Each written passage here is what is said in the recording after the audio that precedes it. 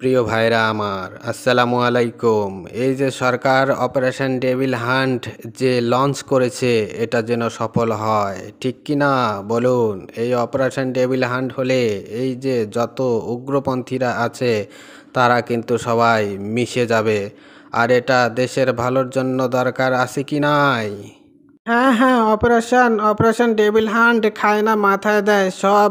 দেখে দেখে শুধু আওয়ামী লীগের নেতাকর্মীদের তোলা হচ্ছে আর তাদেরকে মিথ্যা কেস দেওয়া হচ্ছে, তাদেরকে এত অত্যাচার করা হচ্ছে। আর এটা কি যে বলতেছে আগামাথা ছাতা, এটা তো কিছুই না, এটা কিছুই হবে না।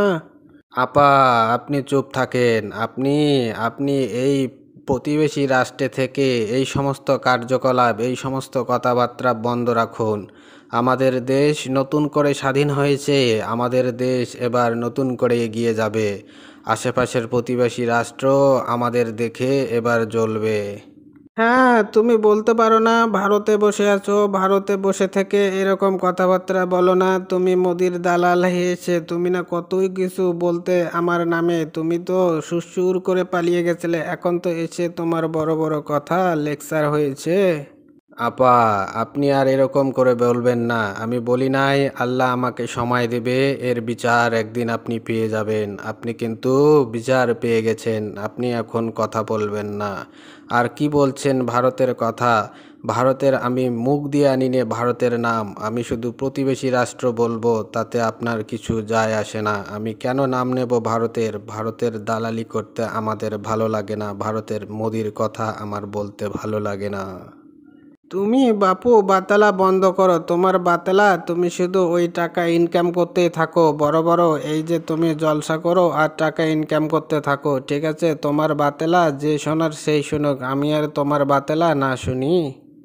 প্রিয় আপা, আমার বাতলা আপনাকে শুনতে হবে না। আমি যা যা বলি যুবকদের জন্য বলি, জেনজিদের জন্য বলি, আপনার জন্য বলি না। আমার বাংলাদেশের প্রিয় ভাইদের জন্য বলি, যে ভাইরা আমার কথা শুনে অনেক হেদায়েত প্রাপ্ত হয়ে যাচ্ছে, দিন দিন ভালো হয়ে যাচ্ছে আপা।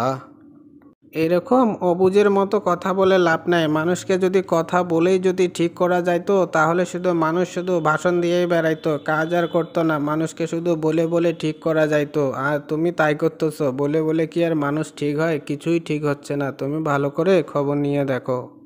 একদিন ঠিক হবে না, 2 দিন ঠিক হবে না, কিন্তু যেদিন ঠিক হওয়ার ঠিক সেদিন ঠিক হয়ে যাবে। আল্লাহ যেদিন তাদের প্রতি মুখ তুলে চাইবে, তাদের যদি হেদায়ত দিয়ে দেয়, তাহলে আপনি কিছু বলতে পারবেন না।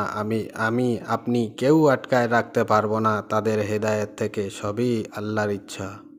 সবই ঠিক আছে, সবই তো আল্লাহর ইচ্ছা, ঠিক আছে। কিন্তু এই যে অপারেশন ডেভিল হান্ট, এটা তো আমাদের শুধু দলের লোকদের ক্ষতি করতেছে। তুমি যা বলতেছো তা তো কিছুই হচ্ছে না। এই যে ইউনূস সরকার শুধু দেখে দেখে আমাদের লোকগুলোকে দাবিয়ে রাখার চেষ্টা করতেছে।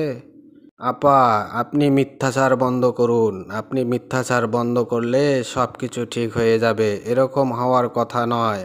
অপারেশন ডেভিল হান্ট যারা ক্রাইম করতেছে, যারা এই মব করতেছে, তাদেরকেই ধরে নিয়ে জেলে ভরে দেওয়া হচ্ছে।